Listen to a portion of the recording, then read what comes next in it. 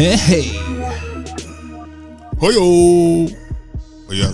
What in the entire? You said I went out to try it out. Like, you know. Welcome to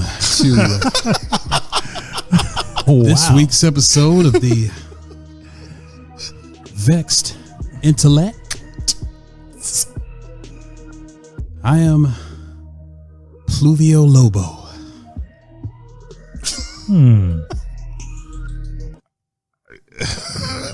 I'm Jared Teo. Fuck. Right. Jameson St. James. Yeah. And we are the Vexed Intellects. Gentlemen, how are we today? Today, you know what? It's been a wild ride the last 3 weeks. I do have to say that. Yeah. Wild rides can be good or bad. Yeah, maybe it's not so much of a good ride. Okay. But yeah, I'm good. Had a good weekend.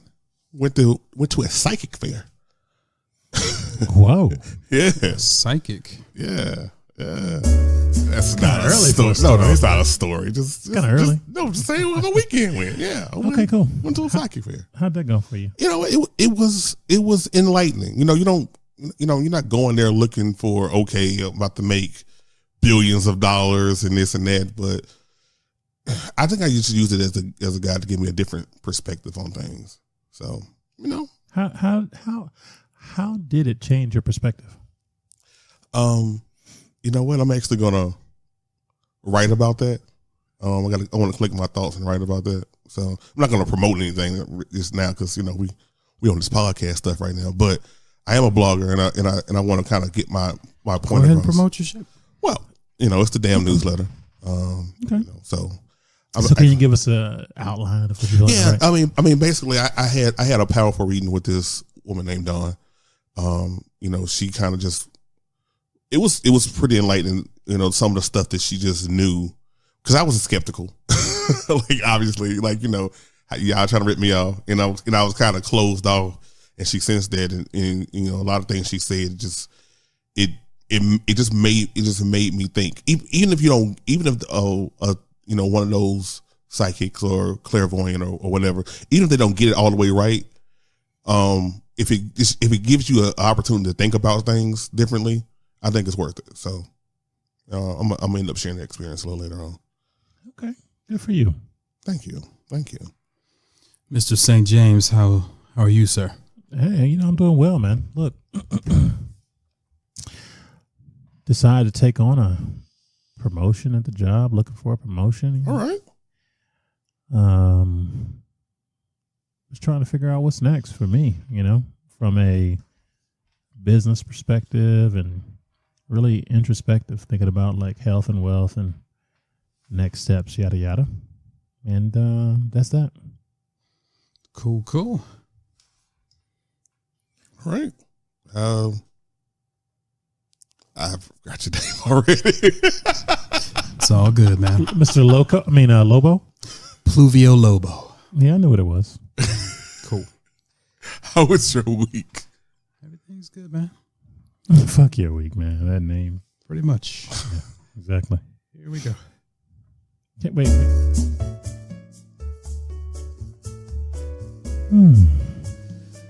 This week's episode is sponsored by Balls. That's an acronym for Okay. butt, abs, leg, and stomach. I think they put leg twice because you have two of them. Yeah. Not really sure why they did stomach and abs though. Anyway, Balls, a personal training program that focuses exclusively on your core and lower extremities. A strong core can help you get more out of the weight room and the bedroom. We'll help you regain some of that explosiveness you had as a young stud. It's summertime, fellas. Time to turn that fluff to buff. It's time to turn that flab to fab. It's time to go from chunky to hunky. It's time to, yeah, you get the picture. Yeah. Hey man, sign up today for our exclusive at-home training videos and meal plan. Our program is tailor-made to fit your busy schedule. We also offer testosterone and libido boosters. And stomach flattening tea. Once again, that is balls. Get big. Big balls. Yeah, man. Balls. Wow. Your core is very important. You know? Apparently. Abs and stomach. Absolutely. And 2 legs. Yeah. Yeah, I mean, shit. Yeah. If you ain't Keegling, why you smashing? You got a problem. There you go. Why no arms? You just... Who needs your arms? You can be. So you can lay on your side and there you go. Core strength. Scissor position. All right. I know you're married and shit. Our word of the day is my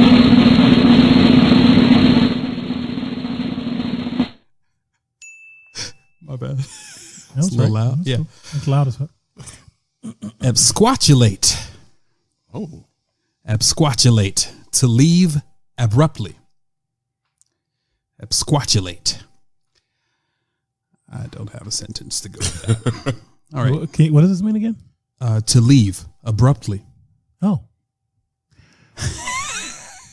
Yeah. One of us might have to exquatulate soon. Yeah. All right. Today is June 6th, 2019. A couple fun facts about June 6th. On this day in 1925, Walter Chrysler founds automobile manufacturer Chrysler Corporation. On this day in 1933, the first drive-in theater opened in Camden, New Jersey. 1966, Stokely Carmichael launches the Black Power movement. 1968, Robert F. Kennedy dies from wounds after being shot the night prior. And lastly, on this day in 1998, Sex in the City premiered on HBO. All right. Let's get a round of applause. Actually, my girlfriend at the time was a huge Sex in the City fan. And she got Carrie fever? She did. She was more of a, what was Samantha? It was Kim Cattrall's character, right? Yeah. Yeah, the wild one. Yeah. Hey, Kim. All right. I think that is a great time to get into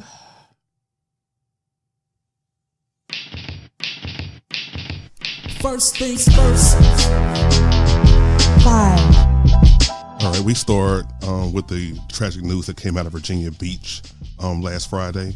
The Virginia Beach had a massive shooting. A lot of lives were cut short. 11 bystanders, including the person who also did all that killing. So it is one of the deadliest episodes of workplace violence in the United States in recent years. The gunman was an engineer that died during the shooting. So another senseless violence. Gentlemen, your thoughts on that? Hey, prayers up for the family. And I guess the downside for the family is that they won't have any closure because he died. The upside is that he died, I guess, if there's an upside that can be found. So, yeah, allegedly he was a disgruntled city employee, and he targeted a bunch of tenured city employees as well, men and women. So definitely condolences to the families. This is another senseless tragedy, and you are all in our prayers. Yeah, absolutely. 4. Visa applications to the United States are now being required to also have social media accounts for the last 5 years, from the State Department now. These accounts kind of will give access to locations, photos, dates of birth, and other milestones in people's lives who are applying for U.S. visas. Now, is this necessary for our safety at this point, or do y'all think it's an invasion of privacy? Both. Care to expound? or that's really it, right? Well, you remember the case was at San Bernardino where they wanted to hack into the iPhone? Yeah. They've been looking for ways to, and I mean, I'm not an SA. I don't have their job. I imagine it is a very tough job to protect the civil liberties of citizens, but also you have to be able to thwart any potential threats, and a lot of these homegrown, domestic and international terrorists.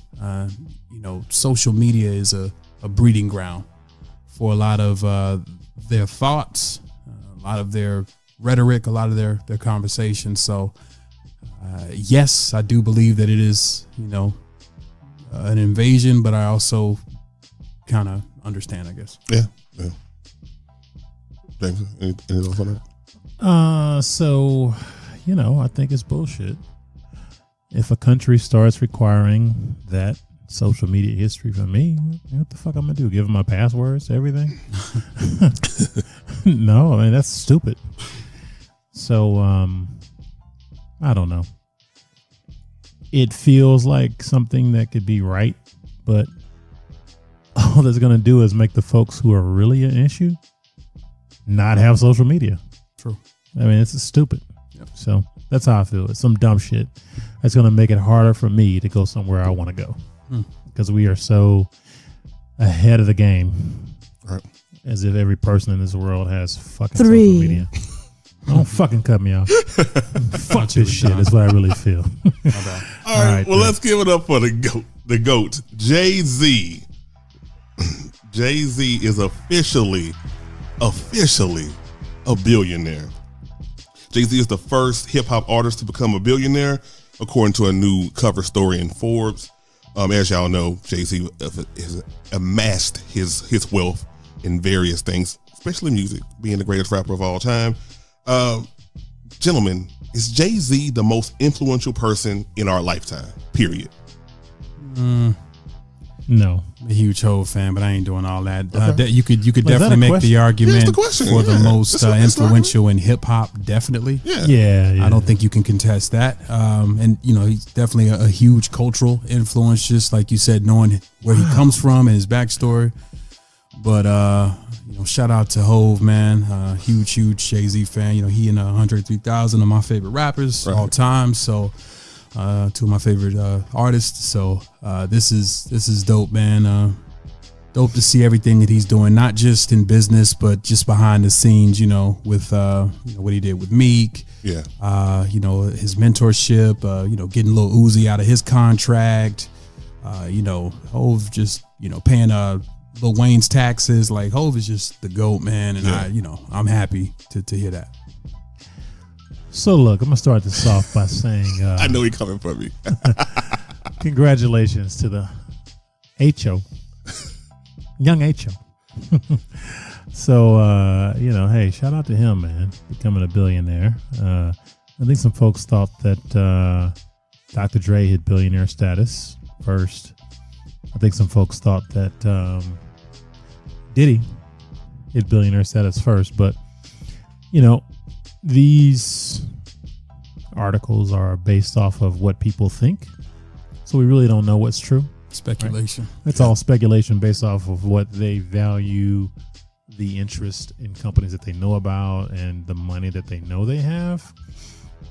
So I'd venture to say that the names that I named already, let's throw 50 Cent in the bunch, since he got a big payout from his vitamin water thing. Those guys are, close. And so shout out to Hov, because he's the greatest, but the fuck? Jared Dam? I want to spark conversation, man. The most influential person in our time? In our lifetime.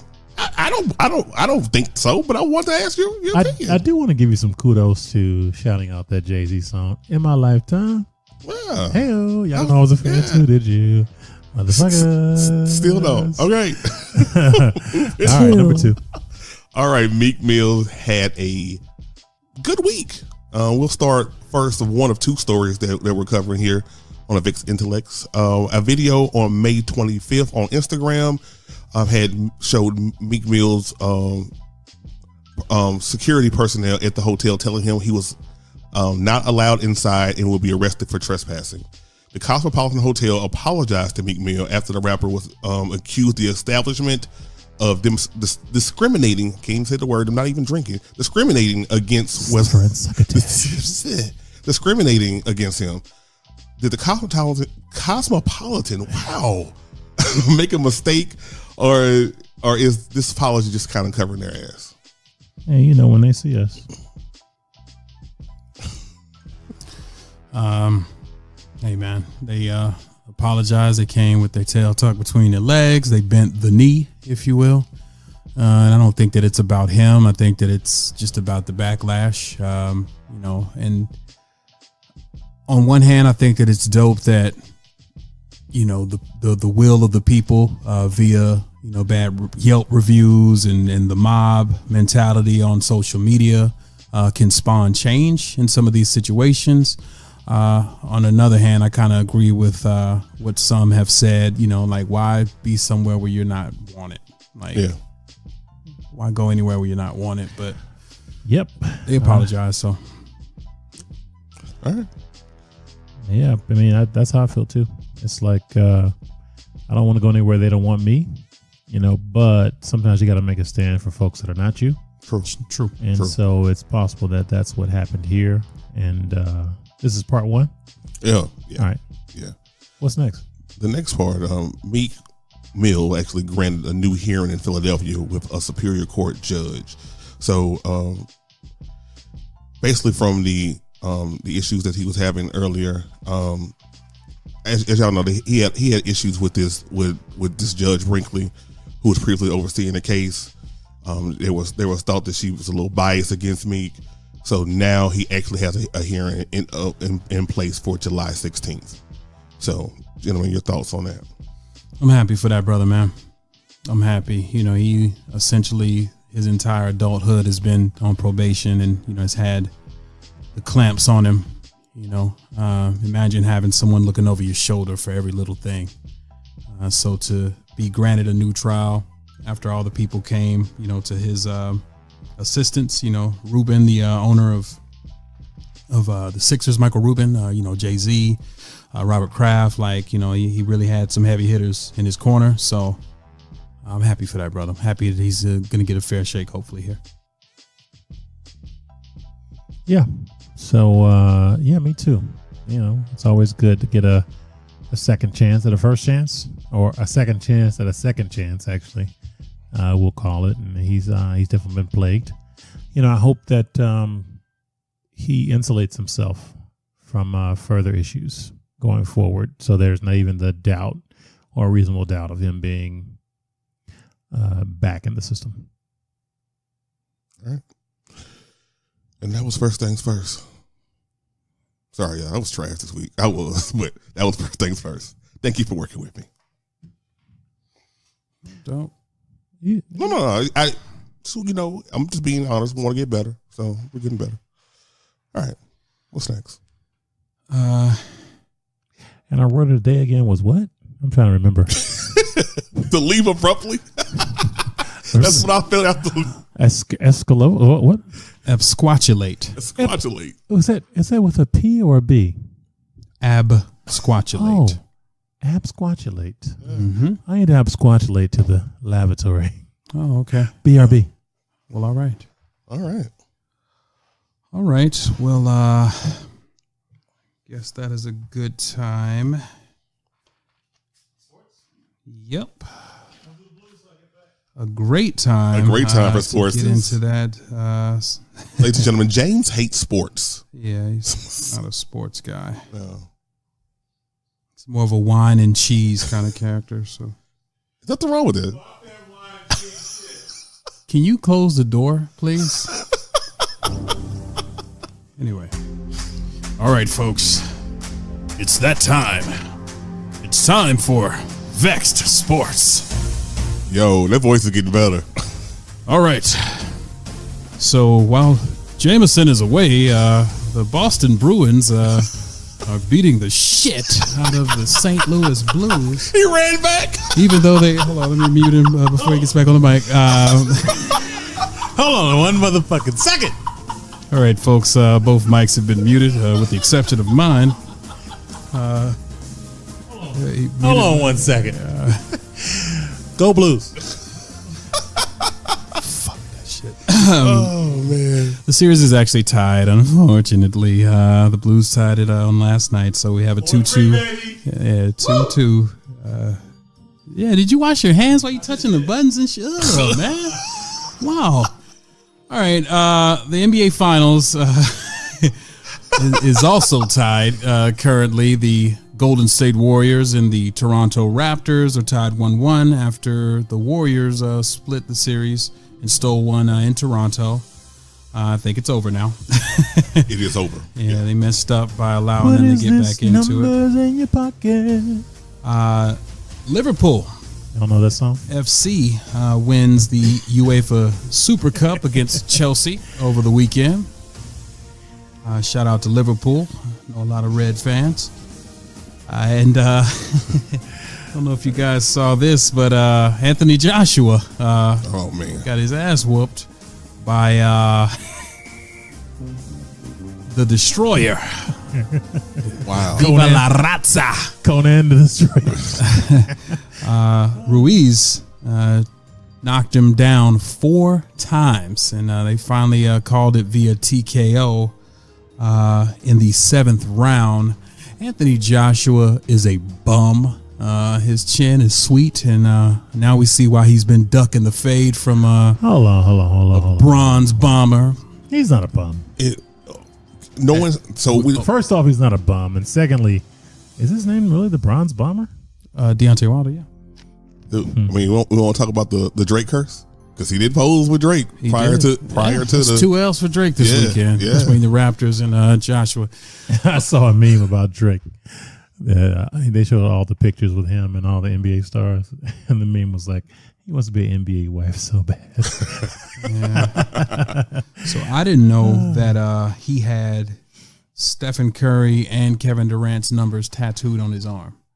You serious? I'm dead ass. Like I said, he wants to be an NBA wife so bad. So that first game where he won the Del Curry jersey, he had a wristband over the tattoo, but he has their Golden State Warrior numbers tattooed on his arm. Dude, That was the first time he had a questionable tattoo, right? Yeah, I was about to say I usually ride with Drake, but I'm gonna have to jump off the Drake train.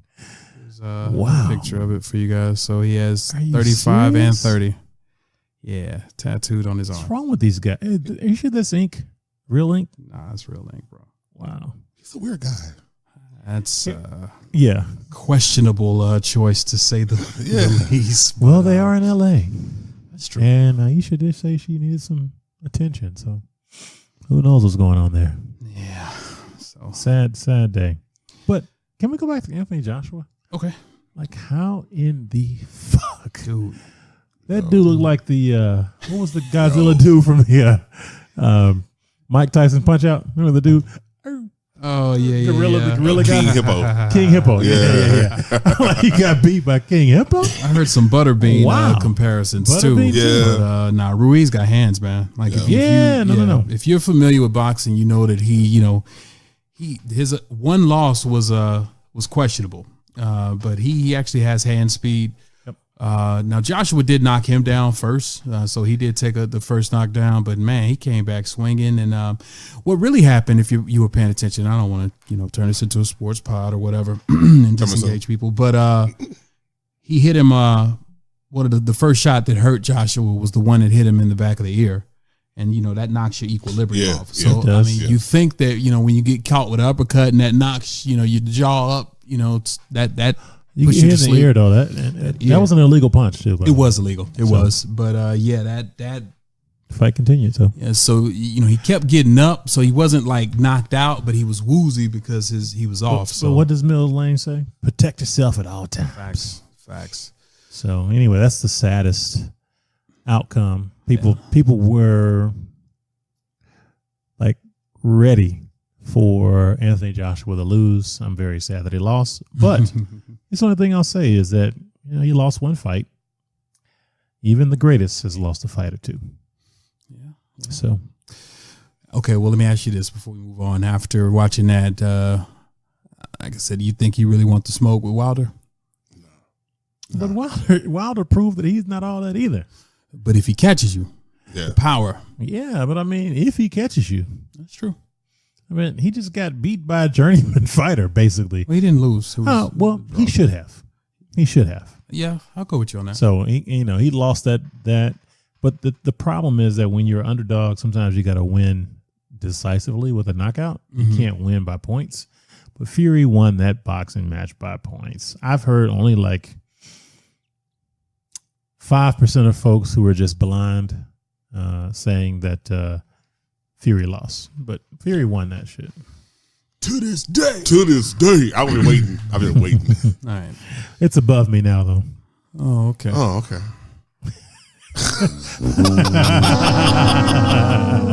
yeah, I don't like That's how we feel about it. Yeah. That was actually, I thought that was a pretty funny meme.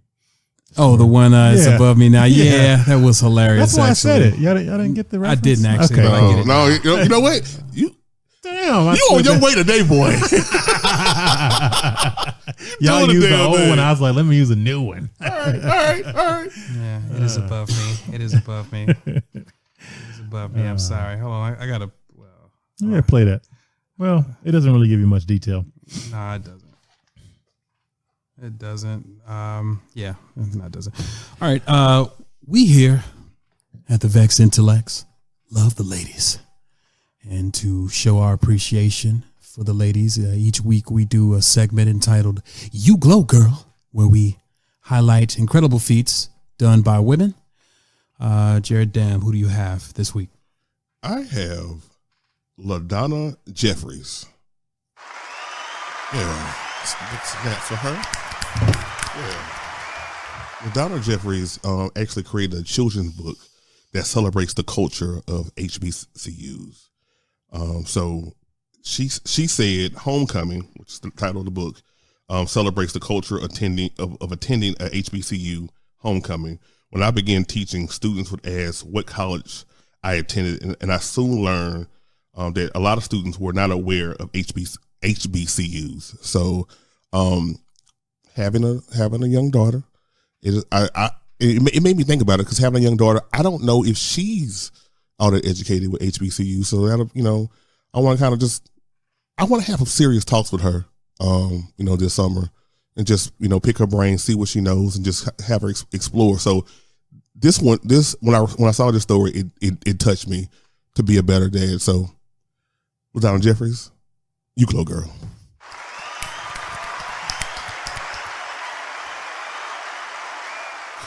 You glow, girl. All right. Guess I'll go next. I wanted to do something a little unorthodox. So for my choice today, I'm going to go with Leah Chase. Oh, Yeah. I was close to doing that. Yeah, lifetime, if you will, absolutely. You glow girl, to the great Leah Chase, the queen of Creole. She was the owner of Dookie Chase Restaurant in New Orleans, where she served everyone from Martin Luther King Jr., Nat King Cole, to presidents such as Barack Obama and George W. Bush, even right after Katrina. Didn't Bill Clinton tap dance down there too? Mm-hmm. She also served Beyonce, Jay-Z. Ray Charles actually rewrote the lyrics to "Early in the Morning Blues" in tribute to the restaurant. Wow. The lyric was, "I went to Dookie Chase to get me something to eat. The waitress looked at me and said, 'Ray, you sure look beat.'" Mrs. Chase was much more than a gifted chef, although she would argue that there is no greater calling than feeding people. At the restaurant, Miss Chase fed hungry freedom riders, fresh off the road, and hosted meetings of the National Association for the Advancement of Colored People, NAACP. She let a young Thurgood Marshall use her telephone to call Robert F. Kennedy, even when he phoned in lunch orders. When phoned in lunch orders were pouring in. Miss Chase passed away this past weekend at the age of 96 years old. So to Miss Leah Chase, you glow, girl. You glow, girl. All right.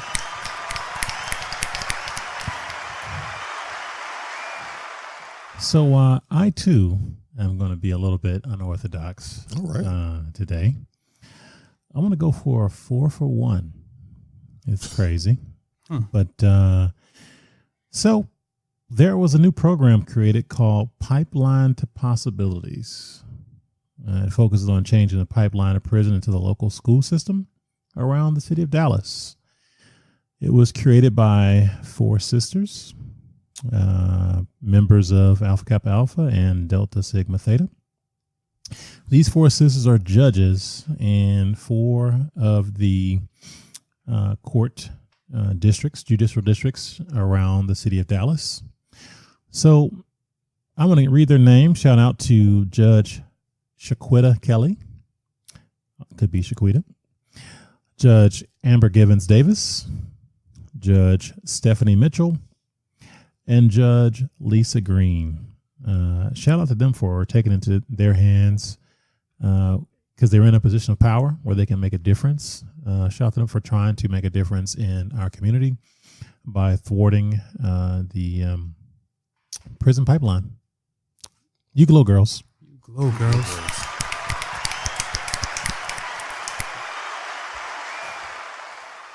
All right. I had a couple of asking intellects this week, but dumbass here was so ready to get out of work today that I left them at the printer. So don't have those. Maybe we can save them for next week though. Yeah. All right, so let me play a quick clip, man. I want to have some dialogue on something that I came across on the socials this weekend. One sec. According to dating experts and marriage counselors, the one thing that will kill the most relationships this year is this. 100 years ago, when people fell in love, things were completely different. They didn't have thousands of people at their fingertips who they could turn to for a false sense of appreciation when the relationships inevitably got hard. After an argument, they couldn't just pick up a device and swipe through thousands and thousands of apparently flawless filtered faces that live just around the corner, one message away from supposedly giving you exactly what you're looking for. When you scroll through social media, you'll see relationships that look perfect. The long, lovey-dovey posts about being with my best friend, the cute selfies, the romantic anniversary pictures. We see these things, but we never see reality. The arguments, the conflicts, and the difficulties that all relationships have. So our expectations change, and naturally we start comparing our relationships to a false standard.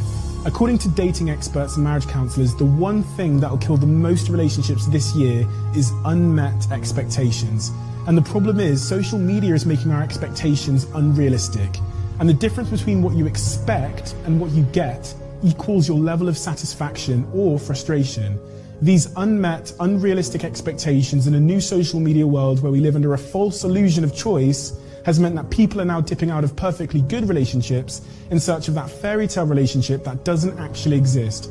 And they will never find it. Social media has made perfect to look normal, and therefore good has become disposable. Once upon a time when relationships faced problems, people understood that was to be expected. They communicated and tried to fix it. But today, if a relationship faces a challenge, people compare it to a false expectation, presume that a problem means they've met the wrong person, they blame that person for not meeting their expectations, throw the relationship away, and go in search of that fictional relationship that social media told them to expect. A study of 12,000 couples proved that people who see relationships as something they have to work on, as opposed to something that is either perfect or wrong, had the happiest, most successful, and longest relationships. They avoided complacency, worked hard to keep it fresh, solved conflicts, and communicated effectively. We are the connected generation, the unsatisfiable generation, the generation who find it incredibly easy to find love, but almost impossible to keep it. We're told that love should be a fairy tale, but ironically, fairy tales might just be the enemy of love. And not just because we look for fairy tale relationships, but because we're looking for them on a fairy tale timeline. Society tells us to get a degree at 18, a job at 21, fall in love by 25 and buy a house by 30, have kids at 35 and retire at 60.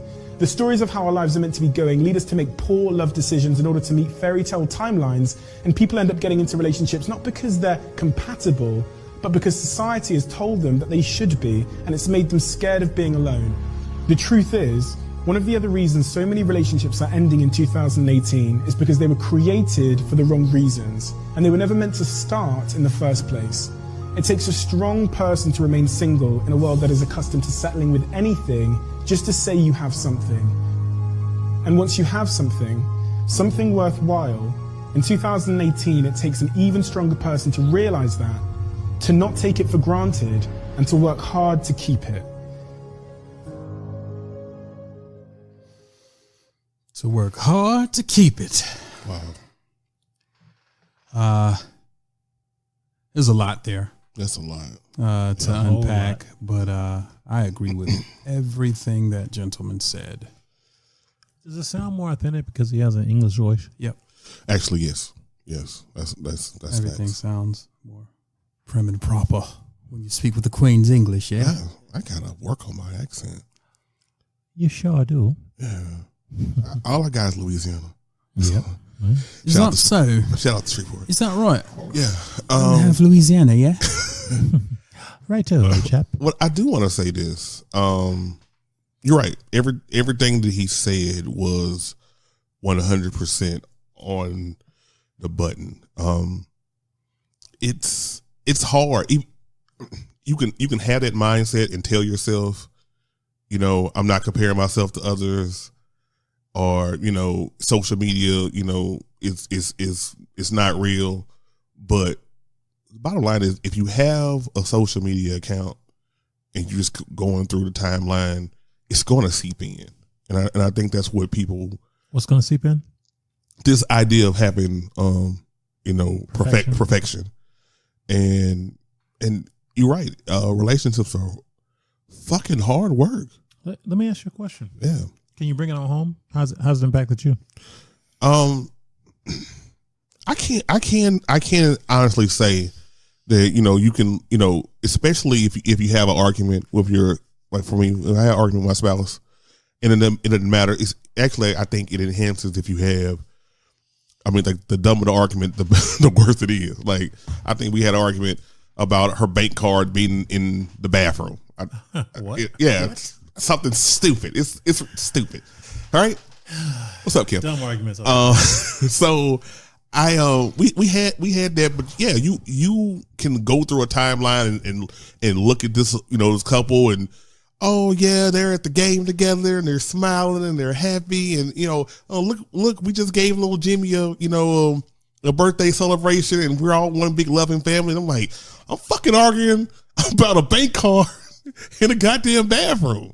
So it does mess with your mind. It does. You do have false expectations, and it's important to stay grounded. It's important to realize that nothing on this earth is perfect, no matter how it's portrayed, and that it's got to be a constant level of communication. It's got to be constantly working on your relationship. And so that's the main thing that everyone needs to have in the back of their mind. So that's what I got from there. Okay. Comparison is the thief of joy. And one of the things that really stood out to me that he said in that piece was, how everyone looks at what all these other relationships are posting. They look at celebrity relationships and his hashtag goals. And social media, while it connects us, it also ruins us, man. Absolutely. I really feel like it ruins us today. Yeah.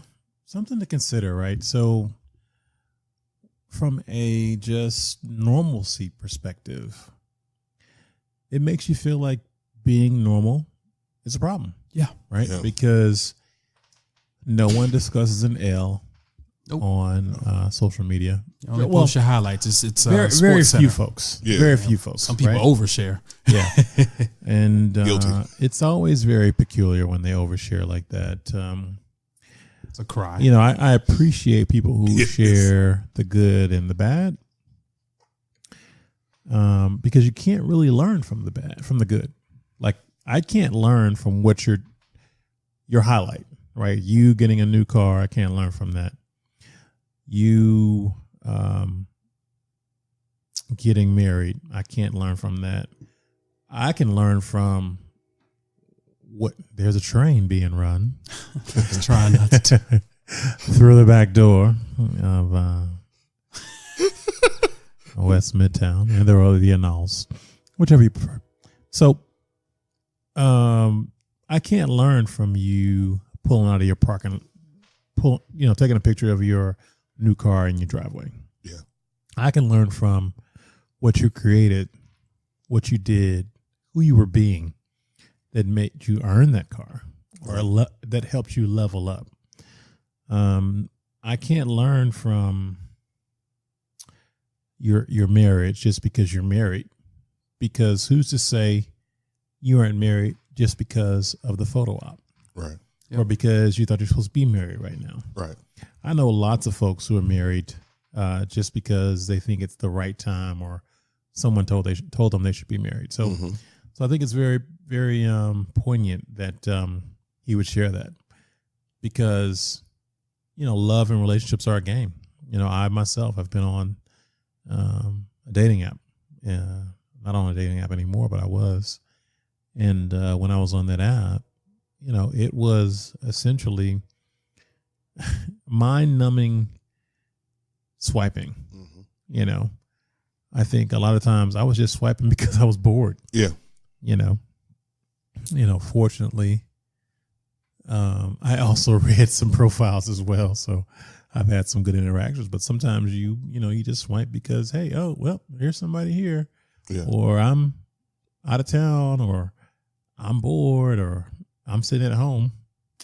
So that's my 2 cents, or it was probably more like 12 cents. But hey, So I saw adjust for inflation.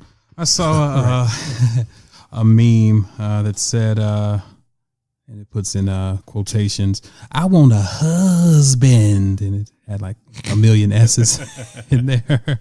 This was by a woman? Yes, and it responded, "No, you want something to post on social media.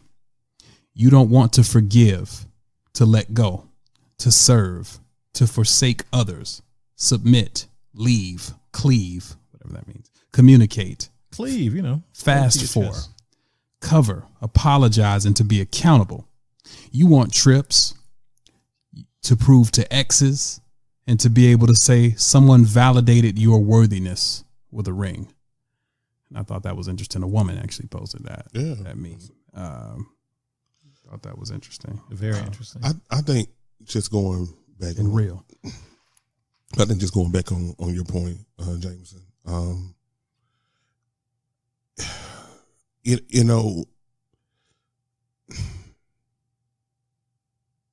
don't know. I lost it. I lost it. Well, he also spoke on expectation. It's one of the things that he spoke on quite a bit. You got it back? Yeah, got it back. All right, Thank you. All right. We talk about the oversharing part, and I kind of joke that I'm guilty as charged, but I am. To a certain degree, I am an oversharer on a lot of different things on social media, and from what you said, that's why you can't. Today, you can post something about your food like I did today, but you're not going to learn from it. But if food look good, by the way. Thank you very much. I appreciate that. But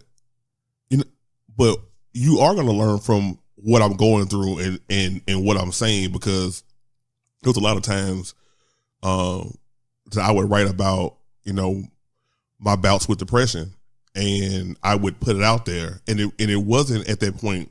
Sometimes, and just to be completely honest, sometimes it was at that point because I needed some attention at that point because I was going through so much and I just needed some support. But a lot of times I put it out there nervous. I'm just super nervous about doing it. But I felt that it was important to put it out there so it could warrant a conversation. And I was lucky enough that, some of my, followers and friends would see something like that and say, I appreciate you for, having the balls to post that. Now, whether it's depression or whether it's you talking about your relationships and the heartaches and the struggle. I think that's an important part that we've touched on in multiple episodes of this podcast, is that no one wants to highlight that L. And so by doing that, you're opening up conversation. People can learn from that, like you said. So I think that was a good point that you made. Thank you. Yeah. So one other thing I could bring up in the same vein, I was watching my boy Gary V not long ago, and he was talking about my boy Gary V. He was talking about how we create these issues with the younger generation. Like, if you look around, like 50 to 70-year-old folks, they talk about how the younger generation is too sensitive, or they don't have a work ethic, or, you know, all these different things. And then he said, you know, hey, the 50 to 7-year-olds, y'all created it. You guys are the parents. Yep. You know, it's like, who gets the trophy for eighth place? Right. Like, if you're swimming in a swimming meet, you used to get first and second, maybe third. Maybe third. If you're playing in a tournament, first, second, third. Now you're getting trophies for the last place. And so I say all that to say is everything's a win to everybody. Yep. And so they're only looking at the wins. Nobody wants to learn, grow from an L. Right. I've taken enough L's. Not too many, but, you know, one or two. This is going to be on all social media platforms. I guess I would. Right. They don't. Anyway, next topic. I was waiting on that. Oh, yeah. Well, I wanted to touch on the expectation piece. Yeah. You know, and I think I'm on record even on this podcast of saying that expectation kills everything. Mm-hmm. Because anything that looks different from what you've created in your mind that the thing should look like will be seen as a disappointment. Right. So this perfect picture that you've created, I'm gonna, you know, and in one of my previous relationships, probably my last long-term relationship, you know, she had all of these age measurables. So by this age, I want to have this, and by this age, I want to have that, and, you know, blah, blah, blah. And, you know, don't get me wrong. I believe in the law of attraction. I believe in, you know, the power of the tongue and saying what you want and believing it, that it's yours. But, you know, certain things, you know, you have no control over. Like, you can't control another person. You can't control, you know, everything in a relationship. You can only control yourself. And though you may want those things, are you doing the things necessary, you know, to make that happen? So, and then not allowing things to happen organically. Yeah. You know, just, okay, well, no, it's got to happen by now. Like, even like after we had broken up, we were toying around with the idea of getting back with each other. And she had stipulations like, you know, well, we have to get married, have to have a kid, within a year, even if we're not married. And I'm just like, yeah, dead ass, grown ass woman in her 30s saying that. And I understand, you know, you have a clock, but it's like, you know, you coming at me with that, like, so no, regardless to where we are in the situation, right, you know, where we are with getting things back right, you know, well, no, we got to have a kid though. Like, that's before everything. And it's just like, you know. But yeah, expectations, man, expectations. And I think a lot of people get expectations and standards confused. Absolutely. Yep. So Great the point. two are two totally different things. Your expectation, again, is the picture that you've painted. You know, I expect this to be this. I expect this to be that. And then your standards are, well, these are my non-negotiables. Mm-hmm. You know, you must have, you know, blank or whatever. Like, those are two totally different things, and I think people get those confused. Yeah, man. You know, I'll put myself in this conversation. You know, even though I'm a cusper, not quite a millennial, not quite a Gen Xer, I want to be a millionaire by the time I turn 30. That was my number. Me too. before that. I never wanted to, being born in the 70s, $1 million, that was the number I was looking for. I wanted to be there by the time I was 30. So, never, when I left college, I said, hey, I'll never work for anybody ever. Right. That was the things that I said, learned a business, started a business very young. I was in that business for, 7 years, somewhere in there, maybe 6. And then I took a year to try and create some other stuff. Social media was probably coming out around that time, or becoming very popular. I wasn't on like Black Planet or MySpace, really. I was on there, but not really enough to really communicate and talk. It was a fucking bummer, man. I was very close to the goal. There was only 1 or 2 key decisions that I made that kept me from, being where I wanted to be when I wanted to be there. Did I share those things? Those couple key decisions that kept me, and they were all my fault. It was nothing that, no outside forces. It was just subtle decisions that I wasn't in tune to, and subtle things that I didn't push through to get where I needed to go. It wasn't I'm going to hit this or die scenario. And so, I can say, for myself, I made those mistakes. I made those errors. But the difference is today, if someone was in my position and made those errors, they might kill themselves because there's so much out there. And when you are pushing and striving to make those goals, you're watching and listening and learning and from folks who are successful often, folks who are the guru. And today, gurus are just influencers. They may not necessarily have that word. Yeah, I love the word though.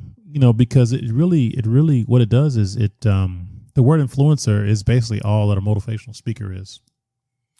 They're influencers, but the difference is that the connotation of influencer today, it doesn't mean that you have credentials. Right. That's the problem. You could be a motivational speaker without credentials. You could be a relationship expert. I won't name names without having credentials. Yeah. And so what I'd say is, I think the negative spin on influencers is whether you have the credentialing or not, or whether you have the ability to present a message that people want to consume. Right. Or if you went to the Fire Festival. Yeah. So what I'd say is that, if, when I was 28, 27, I was doing my own thing. Let's say 26, because that's about when I made the decision to change businesses. I would have taken an L or two. I might have been sitting on my parents' couch for 10 years, but I got a job, because that instant gratification wasn't part of how I was raised. We didn't get trophies for last place. You either were very good or you sat your ass down. There wasn't a JV to the JV. So if it was, I would have made the team. Yeah, sure. That's what happened. So I wanted to go to the end of that video, and we can move on to the next thing.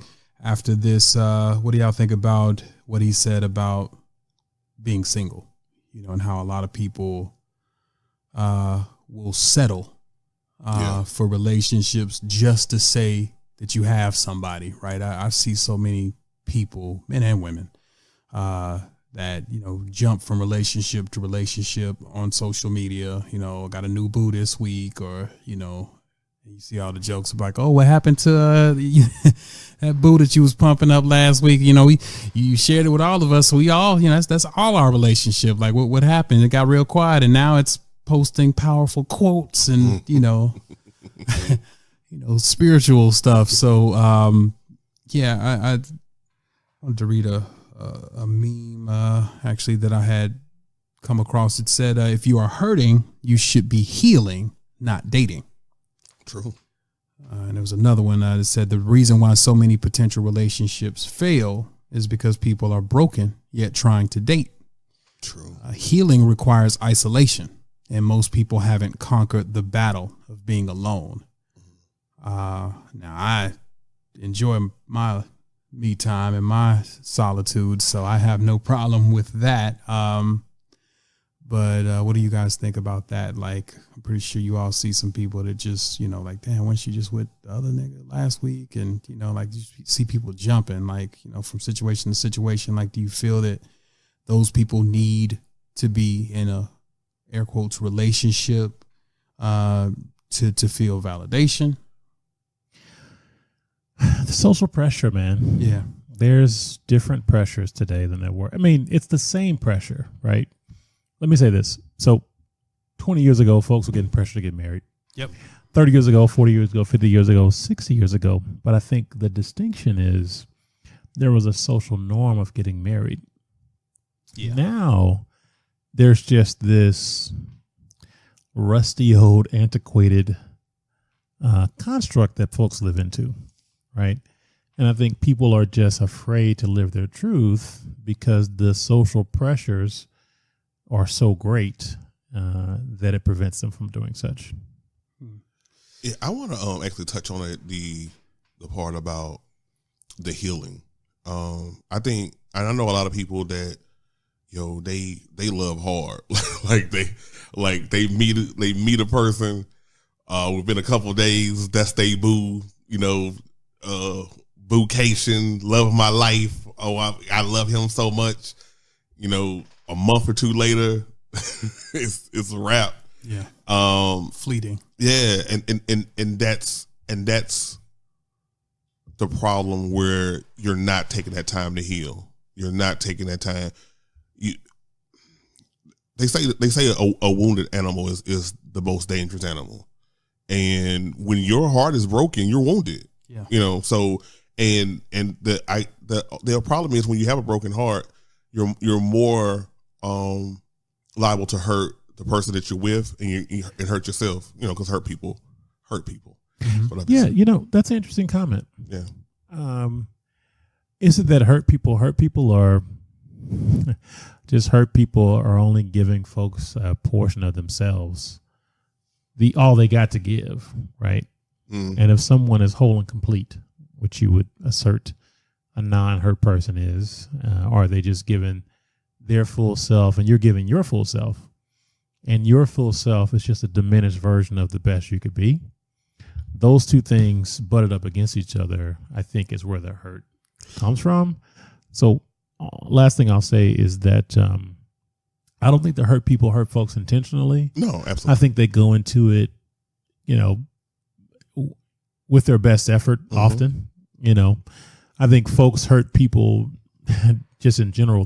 Some people hurt folks on purpose, right? Because they're assholes. Everybody's a savage. Yeah. Because of the social media desire to be a savage. But what I'd say is that I don't think people go into stuff wholeheartedly. And it's hard. It's hard to know. The older you get, the harder it is to really know what's real. Yeah. Self-awareness. Yeah. I think is that's when being alone, you find out who you are. You're able to, dissect what just happened in the situation that you just got out of, where it went wrong. So often we, when people ask, you ever notice very rarely when asked, okay, what happened with y'all, that it's ever a lot of accountability. So, well, he did this and then he did that and blah, blah, blah, blah, blah. And he was just this. And it's like, that time where you're supposed to be alone and figure it out, figure out who you are, figure out what you want, figure out, what you did like from this situation that you're just getting out of, what you won't stand for, self-awareness. I was asked, not too long ago, like, what do I, what's attractive, to me and women, and that was one of the things that I said. Someone that's self-aware, like, because even though I'm still learning, even though I'm a student of life, I like to think that I'm pretty self-aware, and but open to if I'm doing something, something that makes you feel a way, then tell me about it, and I'll take it, and I'll unpack it, and I'll get back with you on it. But I wanted to read one more thing, man. Until men and women start having honest conversations about who they truly are, what demons they battle with, where they lack, and what they truly want, love will continue to be a temporary emotion. Honesty and communication are key. Stop being afraid to speak on where you are. I think that's interesting because when you read that, coupled with what you said about being self-aware and how you feel confident that you're self-aware. If I'm being honest, I don't think I'm that self-aware. No. Yeah, no. I was just about to ask. I don't think I am. No, because comment on that. Because for me, I spent either I've been in a relationship or I spent a lot of time, giving to others, being a captain, if you will, and and it got to a point where I took comfort in that and didn't, so I took comfort in actually the giving part and didn't necessarily ask myself, what do I want to do? What do I like? Why? It's got to a point where I was doing it and hated the fact that I was doing it. So I would say, why the hell am I still doing this? So did you feel like that was your identity at that point? Yeah. And you can't turn back? Yeah. I felt I did. I felt there was no way out. I was like, well, this is the only way that I can validate myself because this is the only thing I've identified will validate myself. So fuck, roll with it. So do you think that is an uncommon thing for the human experience? Oh, no, definitely not. It's uncommon that people can admit to it, yes. Okay. But no, it's definitely fair. not uncommon. So the point I was going to bring up is that people are just not that self-aware. Nope. And so I don't think self-awareness is necessarily what I look for in a person. Them being aware is nice. But what I'd say is I probably personally look for someone who is in the inquiry of life, like in the inquiry of who they are, how they're feeling and things that are going on. Now, is it because you question things and you are trying to figure out what works and what doesn't work? Does that mean that you are, that you're self-aware? I don't know, but I think that there is a desire to be self-aware and have an understanding. And I think on even higher spectrum than that is someone who meets you in a place where you say, hey, I want to understand you. You want to understand me. I think that's where, for me, relationships start. It's like, hey, you can be, I think self-awareness is one thing, but authenticity is another. So being authentic with who you are, how you feel in the moment. And maybe that's a piece of awareness. You could make the case that that's a piece of awareness, but I think that that authenticity is really what I look for. It's just being genuine. But it's hard to find. Okay, let me ask you this then. Do you think a person can be authentically themselves if they don't, or if they're not like self-aware of who they are? Like, yeah. So I'd like for you or someone look up a definition of self-awareness. Not that I think that we have an incorrect understanding. I'm just asking that question because, sure. Self-awareness is a noun and it's defined as a conscious knowledge of one's own character, feelings, motives, and desires. Okay, cool. So I think that, so the question you asked is, can someone be authentic without being self-aware? And I would say yes, because your awareness and your authenticity often go hand in hand. And so because you don't know, because I think the discovery of oneself is a discovery, and it unfolds. Sure. And your authenticity is something that happens where you are. And so you can only be as authentic as your awareness is. So if your awareness of self, which is a construct, is low, I think that your authenticity can only be at that level. So if my awareness of self is, hey, I'm out here doing my thing, meeting chicks, pimping, blah, blah, blah, that's authentic to who I am today, but my level of awareness, right? And so you can present. But if that's who you are, you're aware of that.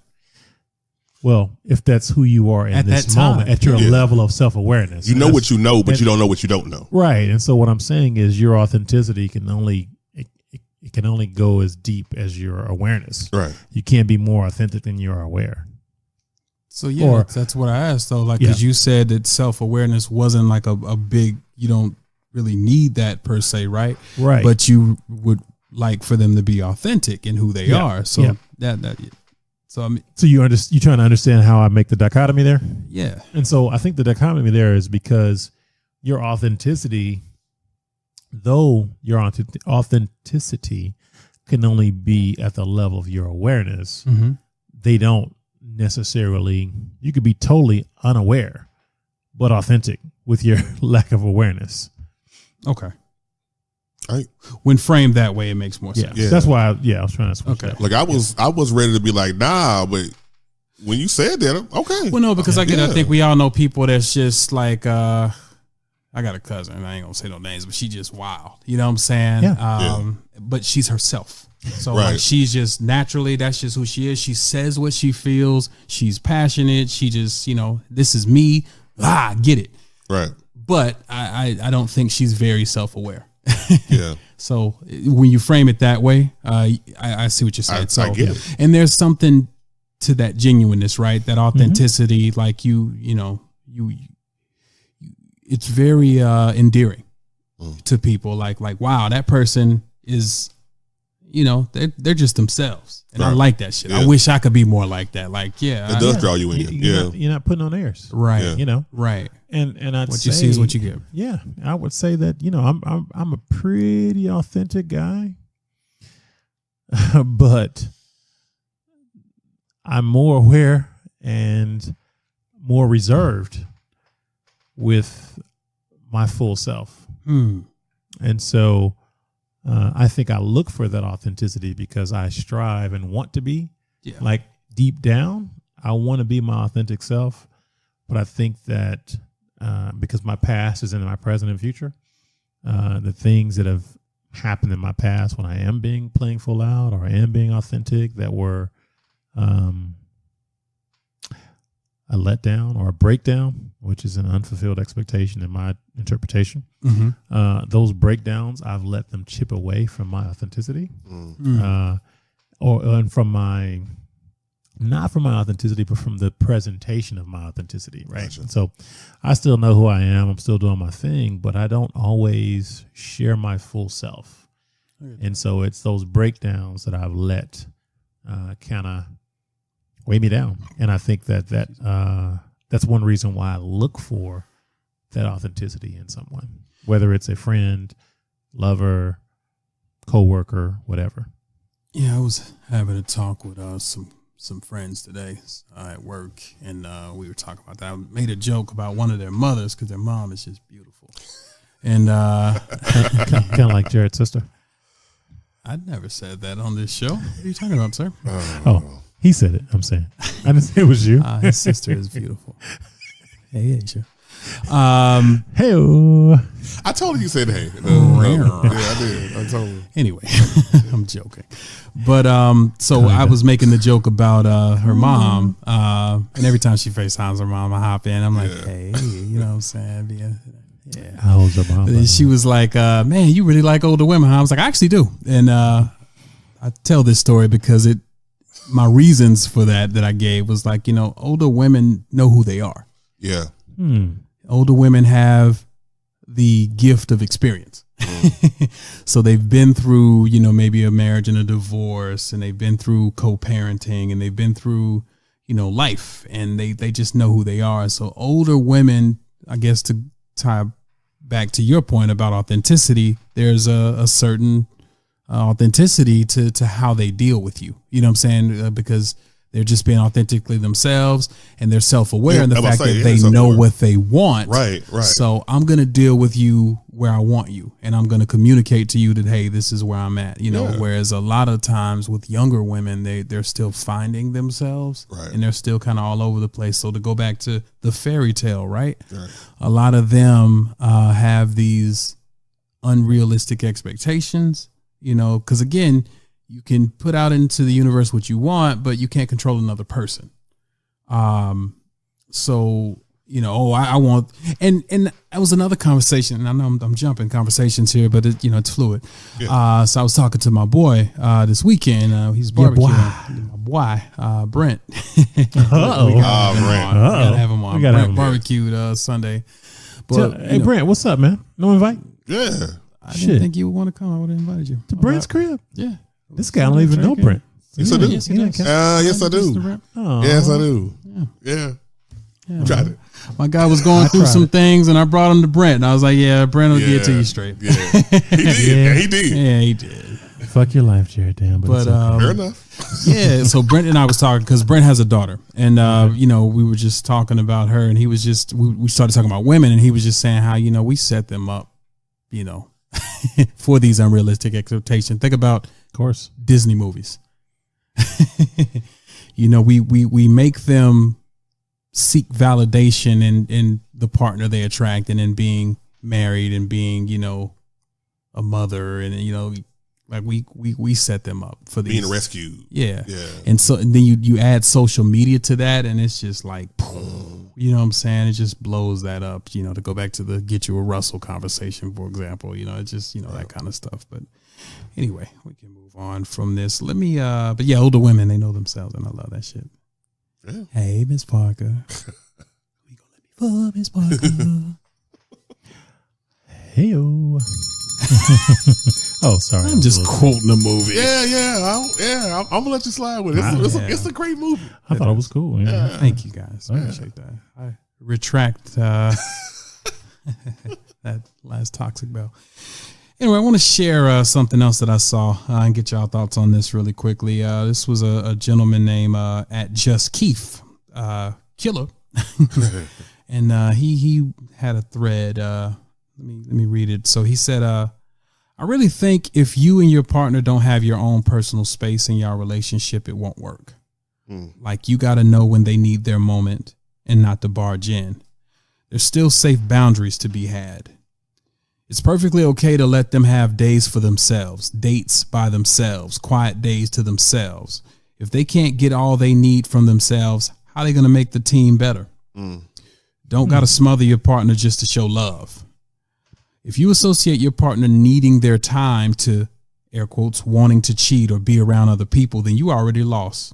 You have no trust or understanding of one another and how y'all move. If everything is in honest, genuine openness, they'll always respect the relationship. What do you guys think of that? So let me start first with this. So I know you mentioned before how you love your space. You love to be isolated. Oh, I do. Oh yeah. And for me, and that's hard, by the way, before you continue. I understand self-awareness, right? Yeah. I understand how that can be hard for somebody to deal with. Yeah.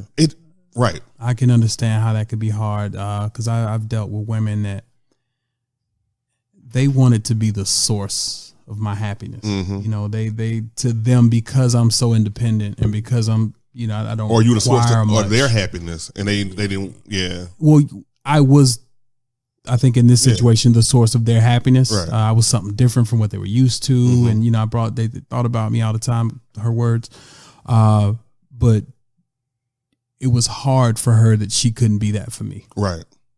And I was, younger at the time, but I was. Anyway, go ahead. Sorry. Yeah, but I get it because for me, it's hard for people, some people. Yeah, that isolation is what I need to recharge my batteries. Yep. So for me, even when I'm being authentic, so we use that word a lot, it still takes energy. Yes. In order to replenish. You have to sit that time to be isolated and to reflect, even if it's just fucking watching TV and scratching your ass. You gotta didn't want that imagery from you right now, but that's fair. But you do need that. And fortunately for me, Kim does understand that I need those breaks. So whether it's being at home by myself, not doing anything, or just, taking a trip, going to my mama's house, whatever. I think it was interesting because I was talking to one of my friends about that. And I said I was, mentally tired. I needed a recharge. And I got so much from her, like, I see, this is what you need to understand. I'm trying to use her words in her tone. This is what you need to understand. See, it ain't about you no more. Y'all is one. And okay, that's interesting. And although she is a friend, and I do love her, she was wrong. She was absolutely wrong. And so, it's like you said, the team. You can't. Can I cut y'all off real quick and ask a question? Yeah. Have you guys ever been in a relationship that really brought you life? No. It's a very foreign concept for a while for a lot of folks. Yeah. And I'm asking this question because we're talking about settling and relationships and needing time away to recharge your batteries and all those things. Is it that we're just paired up wrong? And that the person that we're truly meant to be with brings you joy in life? Yeah, it shouldn't be that, right? It shouldn't have to get to that. I would agree with that. Yeah, I've dealt with people in the past that made me. Yeah, definitely. I've dealt with women that made me want to be better. Yeah, it made me feel like I had purpose. Like, yo, man, I got to get my shit together so that I can feel worthy of her because she makes me feel like, I've been there. And not only that, like that inspirational type of thing. I'm saying, like, I feel my peace, my true peace, when I'm with you. Well, I say, like when I say peace, I'm saying, like, sometimes you feel like you got to recharge and you want to go out to a movie by yourself, or you want to go out with the fellas without your girl and all those things. Not saying that those things are off the table, but I'm just saying, like, when you really need to recharge, do you really want to go on a beach vacation or a mountain vacation or to the big city of New York or on a shopping spree and feel like you have to work at it all the time? Right. Or do you want that vibe that just kind of meshes? It would be nice to have that. And, like, really gives you energy. It would be dope. And so that's what I'm trying to build. I mean, I get what you're saying there, and I've actually I've been there spoken to a person that told me, spending time, I can't remember who it was, but spending time with their wife was their peace. And that when the world gets crazy, I want to lay up under my wife, and that's my peace. Now, I would love to have that. I do want to say, because I said my no so quickly. Why I said this is because one of the things I have been realizing through my self-exploration is that, I have looked, for validation and happiness in the wrong areas. And first it starts within. And so for me, I'm always thinking, like, I need to have this come out from inside and then go outward. So if I were to look for someone who would give me peace, or I feel like what I would do is I would do anything to try to keep that, and that's dangerous. I just feel like it's really dangerous to rely that much on a person, and that could be me just being not wanting to be vulnerable, but to rely that much. I think people change. Yeah, people, things happen. Emotions are fleeting, and expectations. Yeah, even though you try not to have them. Instant gratification society. Like one thing, one week is one thing, the next week, and people show you that all the time, not just in relationships, but just in everyday life. People show you that. So I understand that too. Yeah, I've had that. What you talked about fleetingly. I haven't had that. What he said his friend was talking about, with his wife. That would be dope to have. I know I get a bad rap sometime for being hard on them and all that. I just want accountability. That's all. I don't think that. Anyway, let's not tear the whole conversation down, please. No.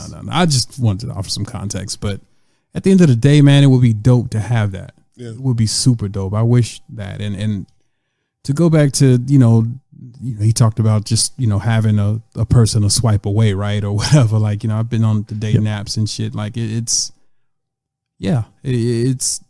would be dope to have that, and maybe we're forcing it a lot when we're just swiping and just trying to forcibly meet people on organic. Cause I'm all about organic interaction with everything, and that's why I'm not moved by it would be nice to be up under somebody right now or whatever. I'm not moved by that. Like it has to be organic for me. Everything, all my interactions have to be organic. I just don't think I'm capable of feeling like that. I don't. You don't think you're capable at this point in time in my life? I don't think I'm capable of finding peace from somebody else. You're a little hurt. You say? Well, yeah, I'm a bit broken, but I have been for a while. But right now, I'm starting to realize it, and so I'm trying to work on it from within. Yeah, I understand what you're saying too, though, because, and I'm not saying you gotta be in the place to receive that love. Sure. Absolutely, and to see it for what it is. Yes, I've had it in relationships. I've had it, and then it fell apart. Yeah, because just because you got it doesn't mean you don't have to work at keeping it. Well, say that again. I'm sorry. Just because you have it don't mean you ain't gotta work at keeping it. And so, what I'd say is that and sometimes in this catch feelings and break up society, the possibility for that is there, but we're so caught up in the emotion of relatedness in relationships and not something real that it's very easy to date somebody and write them off 3 months later. Yep. So I think it's catch-22. One of the Ask Intellects that I had for tonight was about ghosting. Oh, there you have it. Shout out to our folks that are writing into the Ask Intellect. Yeah, I'm sorry I left it on the printer at work. Sorry, we'll promote it. Maybe just do a big segment for next week. Promote it up. So if you are listening, feel free to go ahead and if you want to ask the intellect anything, you have to be something relationship wise. You feel the need to, men, women, just ask away, and we can provide these answers on the show. Let's say politics, relationships, questions about work, career advice. Tech, because technology. Jameson, you I got a little bit of tech background. Yeah. Workforce management.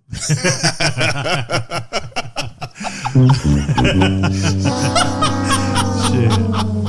Business advice. All sorts of things. So anyway, write in. We want to talk to you. Yeah. And one week we may do a call-in session too. For sure. Do we have anything else?